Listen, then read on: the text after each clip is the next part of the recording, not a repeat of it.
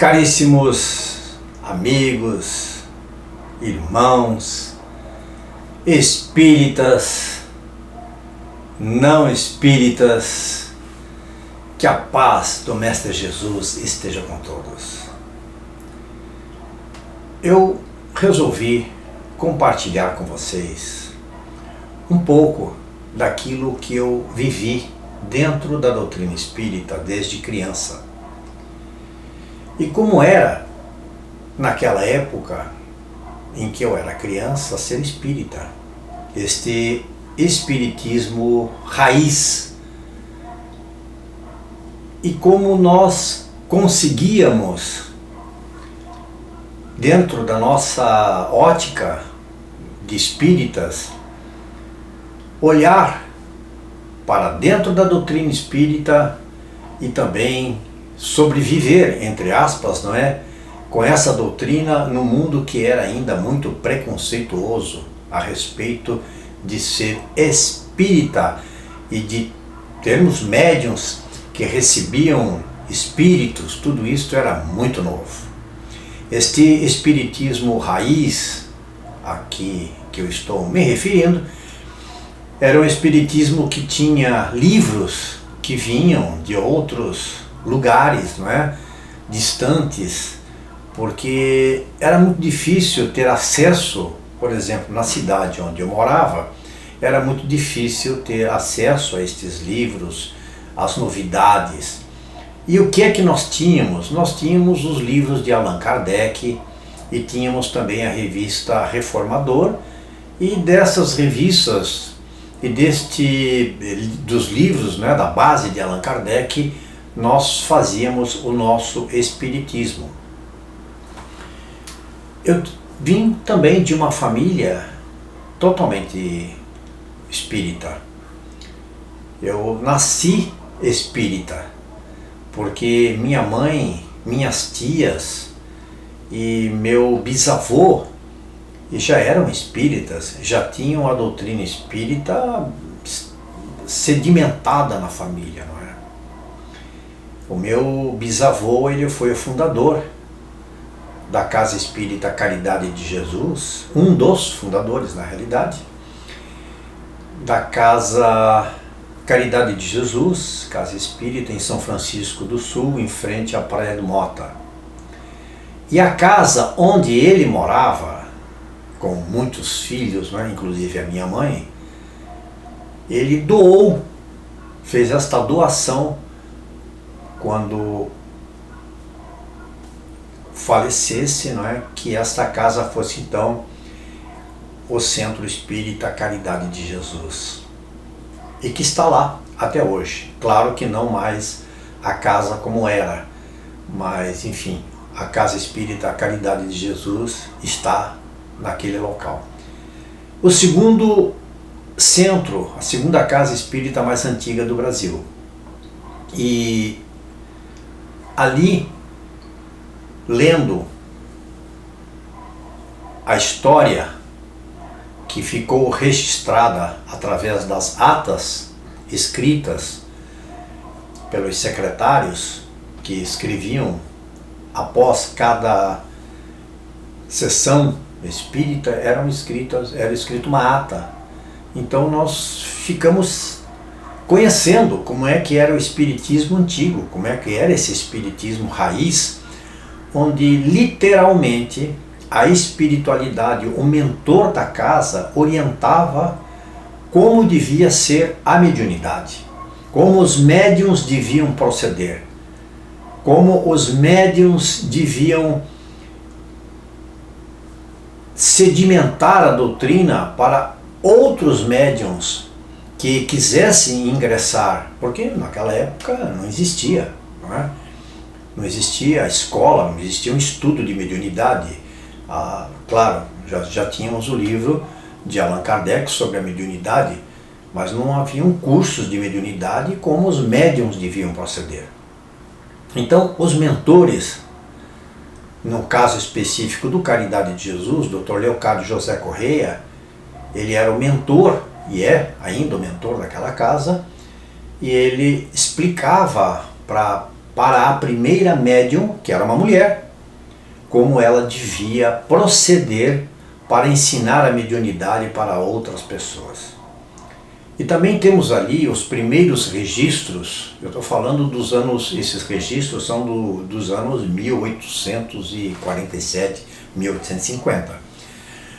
Os primeiros registros das comunicações espirituais. Como essas comunicações eram colocadas dentro da casa espírita, esses espíritos sofredores que tinham a oportunidade pela primeira vez de estar numa casa espírita para entender o seu estado, conversar com uma médium, através de uma médium para que fosse orientado como poderia fazer, o que deveria fazer. Em uma dessas atas, nós temos uma descrição de um irmão protetor da casa, um dos protetores da casa, na realidade, que assistiu à inauguração espiritual do Centro Caridade de Jesus, lá na espiritualidade.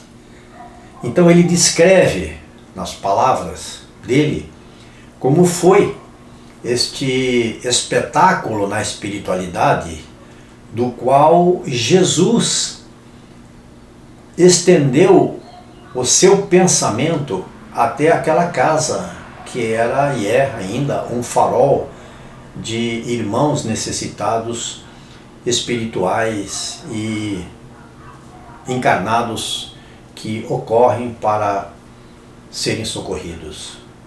E essa descrição, ela é muito significativa, porque este mentor, ele deseja as felicidades para todos aqueles que iriam trabalhar. O que eu quero colocar com essa nossa conversa é a responsabilidade que o Espiritismo traz para cada um daqueles que se envolve com a doutrina espírita de coração, que vê na doutrina espírita não só um meio de se salvar, não procura apenas a sua salvação, mas ele procura ajudar aqueles que estão junto com ele através do seu entendimento da doutrina, através da sua modificação interior, ele consegue fazer com que as coisas melhorem na sua vida e na vida daqueles que estão próximos a ele. Nesta época em que frequentávamos a Casa Espírita Caridade de Jesus e outra casa na cidade onde eu morava, o respeito era muito grande, porque nós crianças não podíamos assistir a todas as sessões. Nós tínhamos acesso à infância, aos trabalhos da infância, aos domingos, e posteriormente aos trabalhos da juventude espírita também aos domingos. Tinha um horário determinado onde aprendíamos como era a doutrina, como a doutrina iria se desenrolar, o que nós deveríamos fazer. E, repito, era um espiritismo muito simples, muito humilde e de muita raiz, não é? Não havia dentro dessas casas, as quais eu frequentei quando criança, nenhum tipo de desavenças. Não haviam, no que eu me lembre, problemas com vaidade. As pessoas assumiam os seus cargos e eram voluntários e trabalhavam com muito amor naquilo que eles faziam. A minha mãe era médium e trabalhou como voluntária para a costura como costureira de crianças, né? Roupinhas de crianças, durante muitos anos. Muitos anos. Minha mãe levava roupa de criança para casa, para costurar em casa, para distribuir esses enxovais da caridade, nesses trabalhos trabalhos sociais que as casas espíritas tinham. Como eu disse, quando nós entrávamos dentro de uma casa espírita, naquela época, nós não falávamos alto, apenas falávamos sussurrando no ouvido um do outro. Normalmente o presidente da casa já estava esperando as pessoas que iriam participar daquela reunião, o palestrante. Normalmente o palestrante era da mesma cidade, não necessariamente da mesma casa. Era difícil que viesse um palestrante de fora, de outra cidade, pelas dificuldades da época. Então, quando nós tínhamos a oportunidade de assistir a estas palestras, nós vimos verdadeiras preciosidades, pérolas, que ficaram na minha memória, porque eram palestras de muito amor, com muito carinho, onde ninguém atacava ninguém, onde a doutrina era apenas direcionada para o coração das pessoas, para a sua evolução. Tudo aquilo era explicado, tudo aquilo era entendido. E todos saíam daquela casa, depois das sessões, em silêncio, pensando, refletindo. E muitas vezes eu escutava em casa o comentário da minha mãe ou das minhas tias a respeito daquela palestra que havia sido proferida na casa, sem nunca ter escutado críticas ao palestrante ou ao tema que fosse colocado ali. Eu tive a felicidade de ter uma mãe que me colocou dentro do Espiritismo. Me colocou por quê? Porque, apesar de eu frequentar a doutrina espírita quando era pequeno, não é? Eu poderia não ter assimilado a doutrina e não ter me apaixonado como me apaixonei por essa doutrina, pelas coisas que eu faço até hoje. Então ela, quando me via zanzando pela casa, ela dizia que eu devia estudar, que era melhor eu pegar uma revista, o Reformador e ler, e eu fazia isso, eu obedecia a minha mãe. Então o Reformador, como eu disse, era uma revista que não tinha imagens, absolutamente não tinha nada. Então eu sentava lá na sala, numa poltroninha, e ficava lendo a revista Reformador para aprender sobre a doutrina. Minhas tias também eram espíritas, meus primos eram espíritas. E nesta Casa Caridade de Jesus, nós frequentávamos juntos as escolas dominicais, que a professora era a minha tia. Então nós tínhamos todos ali um grande prazer, nós tínhamos todos um grande prazer de estarmos reunidos aprendendo a doutrina espírita com uma tia, não é? Uma tia querida que está no nosso coração até hoje. E assim foi a minha infância dentro deste programa do Espiritismo. Quando nós tínhamos festas, aniversários, sempre havia uma tia que ia dar uma comunicação. Num determinado momento, sempre haviam as comunicações familiares. Aqueles que já tinham partido voltavam para dar um grande abraço naquele que estava aniversariando, dizendo que já tinha deixado flores para eles de manhã cedo, um lindo buquê de flores num vaso dentro da sua casa, flores espirituais, é claro. Então sempre foi uma alegria, esses encontros sempre eram alegres, nunca discutíamos, não haviam problemas, falávamos muito sobre a doutrina espírita também nesses encontros. Eu tive a felicidade de ter nestas tias a oportunidade de sentar com elas e conversar sobre o Espiritismo, e muitas vezes durante uma tarde inteira. Nós fazíamos lanche, nós tomávamos café e falando sobre a doutrina, conversando sobre a doutrina, sobre o mundo espiritual, como era o mundo espiritual. E naquela época nós não tínhamos as informações que nós temos hoje, onde as facilidades dos espíritos para nós são muito maiores, as revelações espirituais são muito maiores, as permissões daquilo que nós podemos saber hoje aumentaram muito, e com isso nós também temos a responsabilidade, não é? Porque a quem muito será revelado, muito será cobrado.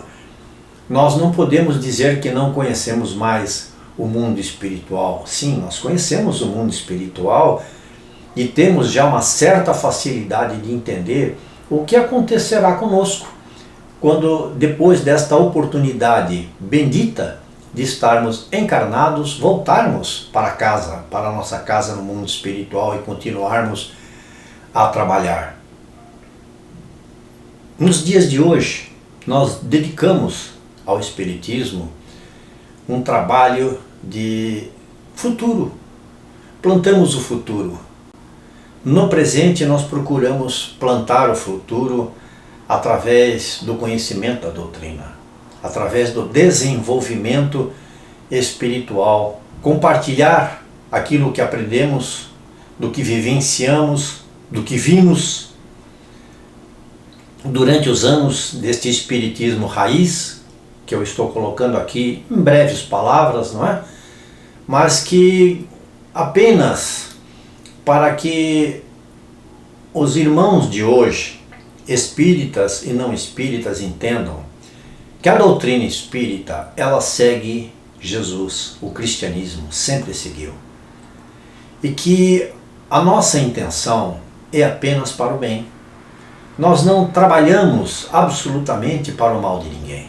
Nunca trabalhamos para o mal de ninguém. Nós nunca nos importamos, eu poderia dizer, eu principalmente, que sofri um pouco. Não vou dizer a palavra sofrer, não é o correto, mas que eu passei por um preconceito na minha infância e na juventude por ser espírita, pela minha família ser espírita. Nos colégios onde eu estudava, no meu dia a dia, na minha vida social, eu era visto como alguém diferente, como alguém raro por ser espírita. E as perguntas que eu respondia para estas pessoas eram as perguntas do estudo que a minha mãe dizia que eu devia fazer desde criança, né? Devia me dedicar desde criança, e foi isso que eu fiz. Graças ao meu Pai Celestial que eu pude persistir, mesmo durante o meu tempo de trabalho pela sobrevivência, quando eu precisei me afastar do espiritismo para trabalhar, para conquistar aquilo que eu precisava conquistar, eu nunca deixei de estudar, eu nunca deixei de conversar com outras pessoas sobre esta doutrina. Não temos preconceito, eu não tenho preconceito nenhum contra absolutamente nenhuma religião. Nenhuma religião. Eu sou uma pessoa, e o espiritismo raiz sempre foi assim. Nós não tínhamos preconceito por ninguém, nunca atacamos ninguém. E eu penso que o nosso pensamento espiritual de todas as religiões cristãs, ele deverá unir-se um dia para sermos um só pensamento, um só caminho em direção àquilo que nós precisamos fazer. E o que eu sou? Nada, apenas um divulgador da doutrina espírita. Como disse, eu procuro colocar em vídeos com muita simplicidade, com palavras simples, para que todo mundo entenda, sem elitismos, sem sobressair aquilo que não deve ser, de se sobressair, com tranquilidade. Procuro colocar as palavras para que os outros possam também, se não aceitarem a doutrina, mas abrirem o seu coração para um outro lado, o lado espiritual. Nós temos uma eternidade para aprender. Aqueles que se recusam a aprender agora, deverão aprender no futuro. Muitas vezes, alguns se negam a procurar em si mesmo uma resposta espiritual para a sua vida. Se não o fizerem agora, deverão fazê-lo no futuro. Que cada um possa, durante esta nossa conversa, ter lembrado de algo bom, de como chegou dentro do Espiritismo, ou mesmo da sua própria religião, que respeite a sua religião, que respeite aquelas pessoas que estão lá na frente falando de Deus, de Jesus, seja lá qual for a religião que você tenha, meu irmão. Que Deus lhe abençoe muito e lhes dê sempre a paz que o Cristo nos desejou. Muito obrigado a todos.